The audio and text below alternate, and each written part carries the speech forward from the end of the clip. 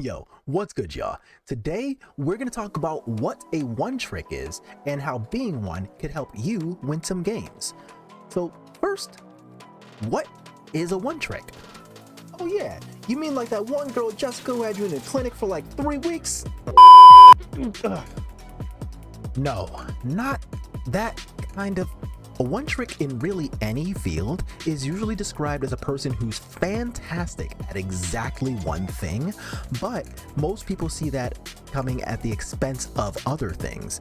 Usually in the gaming world, this is meant as an insult because if you're only good at one thing and somebody stops that thing, you're no longer good at all. So people generally use it as an insult or, oh, you're just a one trick, or you can only do one thing, why don't you learn how to play the game? And this is language that's really applied to almost every game that has ever been played ever. Dating all the way back from chess 5,000 years ago to last year in Pokemon Unite, this is basically a universal piece of language within the gaming sphere. So what we've done today is gotten with a few Magic the Gathering one tricks, because in a world where there are more than 20,000 different cards in existence and more than 5 different tournament formats you can enjoy, why in the world would one choose to be a one trick? That's what we're going to discover today. Who are you and what do you play? The information online is all Xbox Greg. My name is Ben Riley from Massachusetts. I've played Magic all my life, playing Elves and Pioneer pretty exclusively because I'm really excited about the deck and I think there's a lot of room to grow with it. Historically, I've played Control, Combo, successful with all those, was a big time Cheerios player for a long time. Oh wow, we're talking about modern or legacy Cheerios? Modern Okay, Cheerios. okay. So I guess what after all of these different archetypes, it sounds like you really like combo. Is that what eventually drew you to elves? Yeah, I think that learning, it's hard to say what I like in Magic. It's just like when I find a deck I know it. But learning about myself and what I enjoy, I think I either like to be the slowest deck in the room or the fastest, trying to go underneath everybody or over the top of everybody and nothing in the middle. So Elves, I think, does that right now with going pretty fast. They do. Shaman of the Pack is a hell of a drug. Cocaine is a hell of a drug. So that means that you've obviously like found your deck's home. One of the big things, of course, that everybody knows that you get when you choose one deck and stick with it is very, very deep knowledge of that deck. And that's why I think a lot of people choose to watch my content for that same reason. I know a lot about spirits. What advantages do you get by having stayed with elves as long as you have? Learning the ins and outs of a deck, just no matter what, gives you percentage points. Knowing what outs that you're drawing to, knowing if there is even an order of cards that you could draw to draw you out of a situation, having experience against a deck where you have been in a situation before, you know what mistake you've made in the past and you're trying not to make the same mistake again. You're knowing what to look for. I think just with any deck that you've stuck with for a long time, you gain, small percentage points without even realizing it. I'm in a spot where depending on what the flavor of the week is, I know exactly what sideboard slots to exchange, which adding 2 sideboard slots for a meta might increase your win percentage by, 5%, which could be huge. Knowing the order of cards, when you're playing elves especially, you might have a situation where you have 4 different 2-drops in your hand and what's the best one to play, and that changes based on what land did your opponent play. Knowing what keepable hands are is probably the biggest thing in a 20 land deck. Can you give me a time where that's actively helped you? Specifically with elves, the deck does a really good job at grinding and a really good job at going wide and fast, but it can't do both of those things at the same time. There's been times where see that I'm playing against red black and I have the Dwynen's Elite or the War Master and I could play either, but the fact that I can play it like they play a tap land means that I definitely can trigger the War Master this turn, and I can't guarantee that on another turn. And Dwynen's Elite, I can kind of expect, oh, that's always going to trigger. Being able to get that extra 1 creature out means that you can Quarter Calling for 1 extra on the turn that you're ready to do that. Sure, and that's like little things like that totally add up to a lot. How many people watching this video, for example, you, viewer, how many times have you lost a game with your opponent at 1? Doing these things, learning these differences means that you'll have that happen so much less of the time because you're able to pick up on these little differences between what your turns 2 and 3 should look like. A couple weeks ago, I top 12 the Star City event. Somebody was playing my deck on stream, and I was watching because I was a fan of this player, and I was really excited about it. So they made a play. They lost the game with their opponent one because they went Shaman in the pack, lined up the triggers correctly, and then quarter calling with Shaman trigger on the stack, bring the opponent to 1. I was like, oh, if you waited until their upkeep, you lose 1 damage on the first Shaman, but you gain additional damage because you have a War Master out on the second Shaman. Oh, it's a new turn, so they would have gotten a new trigger. Right. The first one's -1, but the second one's +2. But it might not be obvious when you're playing for the first time or just kind of zoned in on the first one being fewer, so it ends up mattering a lot. No, and that makes a lot of sense because, like you said, that person ended with the game at 1, and they sounds like they lost because of it. And knowing that subtle of a difference between War Master being able to trigger on their next turn being a different turn and not knowing that was literally the difference between winning and losing. But even though you were watching a content creator who was actively streaming your deck, you still were able to at least apply that knowledge that you had so that you don't walk in that same scenario, and there's real percentage points to be gained by that. That's a very big benefit of choosing one deck and sticking to it, because you learn where all of these tiny percentage points are, and you can eventually beat nightmare matchups like, I don't know, say for you, for example, like Rakdos or a blue-white that's trying to kill every creature you look at. You know how to beat those things because of all the practice you've had, but somebody picking up the deck on the same day, they're not going to have any idea what happens when their first land or elf goes away. I think it's really interesting that there's kind of like a community of people that are a one trick, and that's the only way I've ever been able to approach a format. And I think that I've tried a lot to approach it in ways that's popular, right? Copy and paste a deck, but I've always felt like when you're playing a deck like that, it's kind of like you're given the ingredients and trying to create a recipe. Where if you're not renting somebody's sideboard guide, if you're not reading their free for sideboard guide, even if you're not given advice from a player that has the recipe, the ingredients aren't going to do nearly as much for you as you want them to. I think that when you're one tricking a deck, when you're really devoting your time to it, you can develop that ingredients list into a recipe or make your own recipe, which I think is a really great way to approach a format. Nice to have you join us. Can you tell us who you are and what deck do you prefer? Sure. So my name's Vinny, playing Magic for about 10 years now, and the deck in Pioneer I've been playing a lot. Most recently, kind of my go-to is red-green vehicles. Red-green vehicles? Okay, so I heard somebody on Twitter say that you're the boat goat. Yeah. So I played the deck at SCGCon Philly, and that was the first like big event outside of like some moto events that I'd really played with the deck, and I ended up winning it. And I guess someone on Twitter kind of ran with the boat goat. Nice. And so that's kind of been like an affectionate nickname that like my friends have thrown around and stuff. So viewer, not to be confused with throat goat.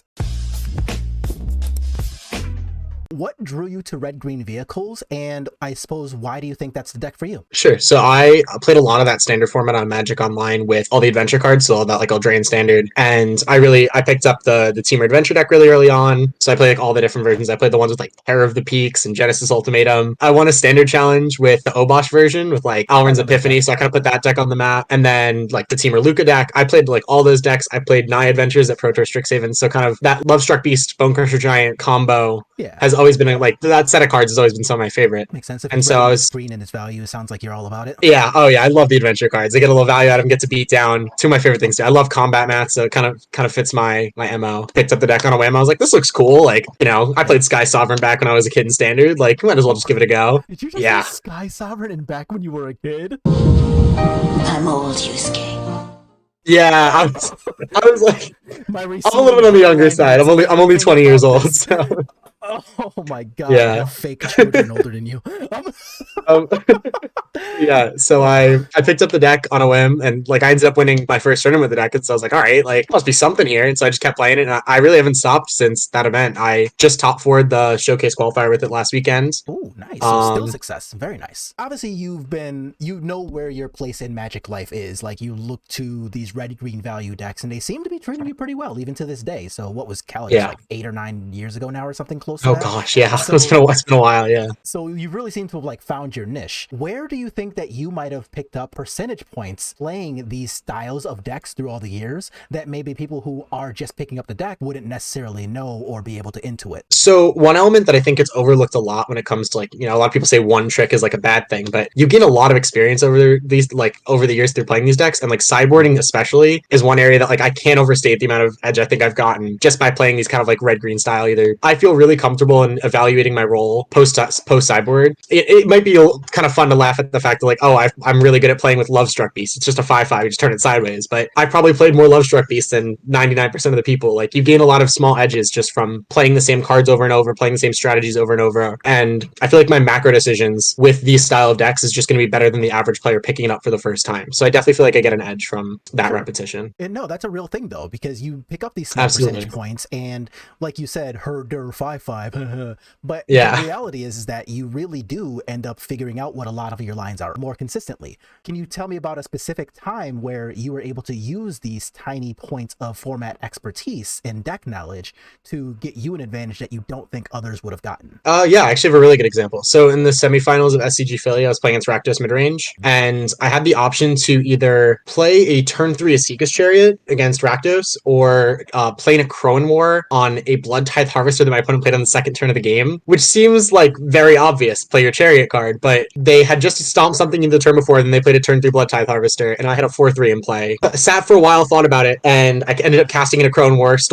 tried to steal the 3/2, was able to get an extra 4 points, and then next turn follow up with my Chariot on a clean board, which I think a lot of people would have very instinctively just gone, oh, like, I have 4 mana, I'm going to put my Asika's Chariot in play. It's the best card in the matchup, or like one of the best cards in the matchup. But I played with, again, so many times have I cast the Crone War in my life. So many times have I played the Lovestruck Beasts and the Bone Crusher Giants that I just sat, I thought about it for like 15 seconds. I'm like, I don't think anyone else would have saw this line, and I just like stole the 3/2, which is like such an unintuitive line. A lot of people, I think there was a lot of play that like a couple of my friends were watching. They were like, I did not see that right away. Like, I probably would have just, like the herder, play my big creatures, play my Chariot on turn 3, whatever. Yeah. But there are a lot of micro decisions, even with red green beatdown cards or whatever people want to label the archetypes as these days. But no, that makes a lot of sense though, because like a lot of micro decisions, especially Absolutely. when you're playing aggressive decks, because sure, you're not, oh, big brain, which spells do I prioritize for my opponent or playing, but there's a lot of skill that goes into playing a deck like that. You have to be able to count, be able to sequence your cards, and generally your decisions only come down to 1 or 2 decision points, but because you're playing a somewhat linear deck, your decisions are so much more important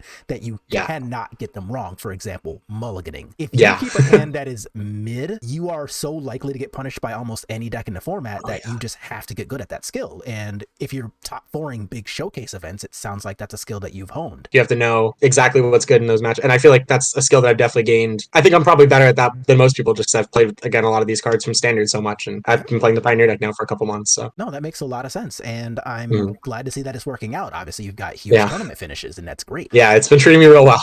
Yeah, I mean, I can't really complain. Like, a real statistic for everybody, the last time I've lost to Rakdos on Magic Online, remember, I play Mono Blue Spirits. I live in Syracuse, New York, and it was hot outside. So it's clearly been a while. Yeah. The percentage points are real, and you can earn them if you simply stick to your deck and learn the ins and outs of it. It will eventually reward you. Thanks for having me, Dre. I am Bryant Cook. I am the owner of the epicsfirm.com, but also the Epicsfirm YouTube channel. I'm also a co-host on the Eternal Glory podcast. I primarily play Legacy, but realistically, I play everything from Pauper to Vintage, including Pioneer. Nice. So I do know that, of course, you have a lot of combo content all over the place. That's something that you're primarily known for. And even though you do have a pretty wide range, I suppose, why is it that you've chosen to stick to combo as your main archetype rather than exploring anything else? Well, I've played combo pretty much since forever.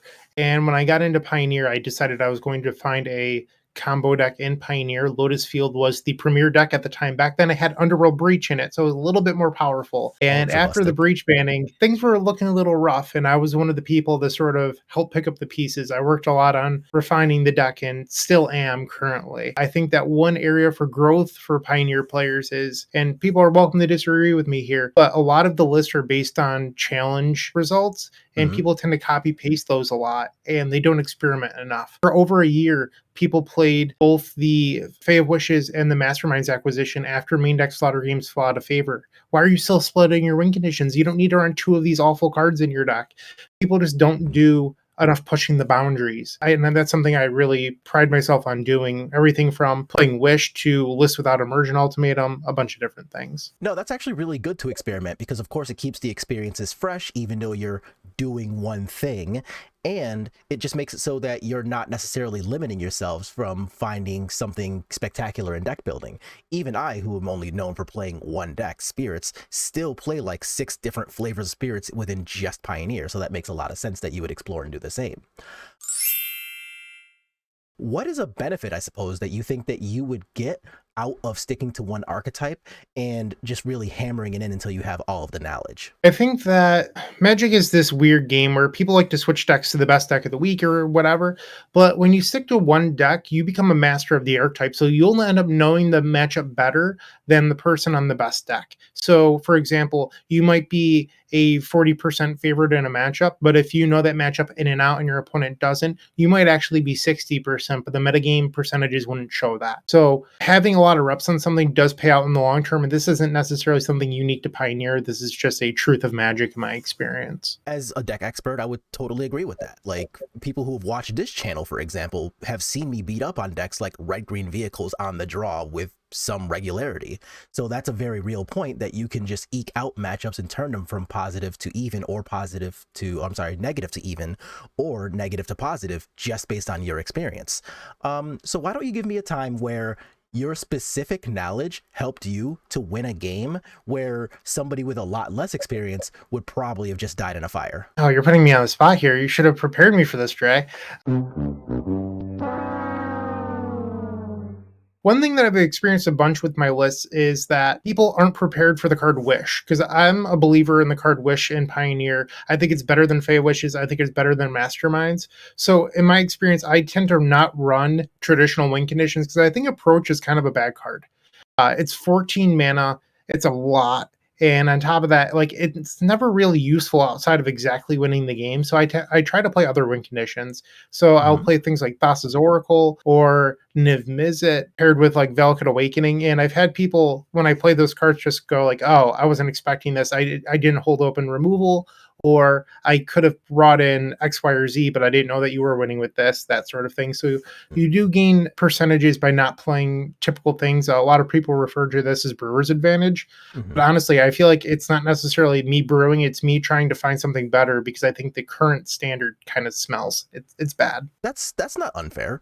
And I do think that that's a really good line for people to be able to explore too. For example, people are citing in a lot of disdainful strokes in their blue decks to play around things like mono green and of course your deck. So if you just go Wish into Niv Mizzet Paran, how does your opponent really compete? And the answer is that they don't. So it's really good to find these small advantages and make them really work for you.